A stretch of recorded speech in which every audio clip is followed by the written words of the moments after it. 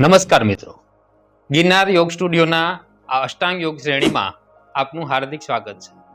ગયા એપિસોડમાં આપણે જોયું હતું કે અષ્ટાંગ યોગની અંદર યમ અને નિયમ વિશે આપણે ખૂબ જોયું, ડીપલી માહિતી પણ મેળવી. આ સેશનની અંદર આપણે આસન વિશે એટલે કે અષ્ટાંગ યોગનું જે ત્રીજું અંગ છે યમ, નિયમ અને આસન વિશે આપણે આજે સમજશું.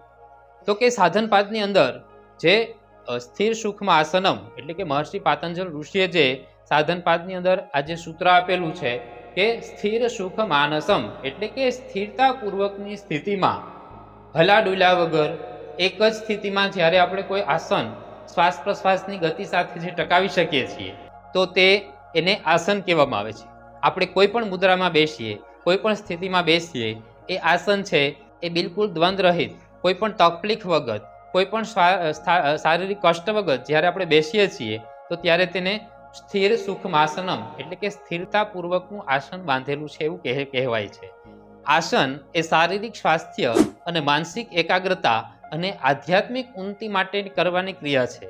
મહર્ષિ પાતંજલ ઋષિએ આસનની વ્યાખ્યા આપે કહ્યું છે કે કોઈ પણ તકલીફ વગર, આપણે આગળ જે સૂત્ર જોયું કે સ્થિર સુખમાસનમ એટલે કે કોઈ પણ તકલીફ વગર એક જ સ્થિતિમાં લાંબો સમય, એક જ સ્થિતિમાં દીર્ઘકાલીન સમય એટલે કે લાંબા સમય સુધી સ્થિર બેસી શકાય તે આસનોના અભ્યાસથી તંદુરસ્તી અને ઉત્સાહમાં વધારો થાય છે.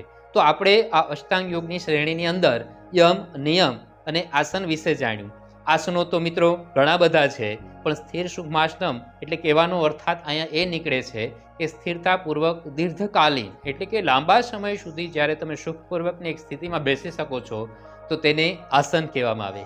આસનો તો ઘણા બધા છે, અગણિત છે. ભગવાન શિવ અને હઠયોગની દેન છે કે આસનો તો ઘણા બધા અસંખ્ય આસનો છે, જે બધા આસનો એ પણ હઠયોગની દેન છે એટલે કે ભગવાન શિવની જે આખી યોગ સાધનાના જે હઠયોગની જે પરંપરાઓ છે એની અંદરથી આસનો આપણે જે કરીએ છીએ સર્વ સામાન્ય જીવનમાં જે આપણે આસન શરીર માટે કરીએ છીએ, જે સામાન્ય દૈનિક અભ્યાસ, એ આસનો બધા એ હઠયોગની દેન છે. અહીંયા આપણે મુનિ પાતંજલ ઋષિના આસનની વ્યાખ્યા સાથે હઠયોગના આસનો વિશે પણ સમજૂતી મેળવી છે. તો આપને આ એપિસોડ કેવો લાગ્યો? આપણે અષ્ટાંગ યોગની આ શ્રેણીમાં ત્રીજો આસન એટલે કે ત્રીજો જે અંગ છે એ આસન વિશે જાણ્યું છે.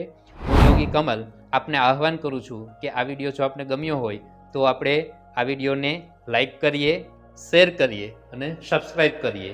ફરી પાછા મિત્રો આ ચેનલ ઉપર આપણે ટૂંક સમયમાં મળશું અને એ વિષય હશે પ્રાણાયામ વિશે. તો ત્યાં સુધી આપ ફરી પાછા યોગ સાધનાના માર્ગમાંથી ફરી પાછા આપણે મળીએ. ત્યાં સુધી આપ સૌને મારા હૃદયપૂર્વક નમસ્કાર. જય ભગવાન.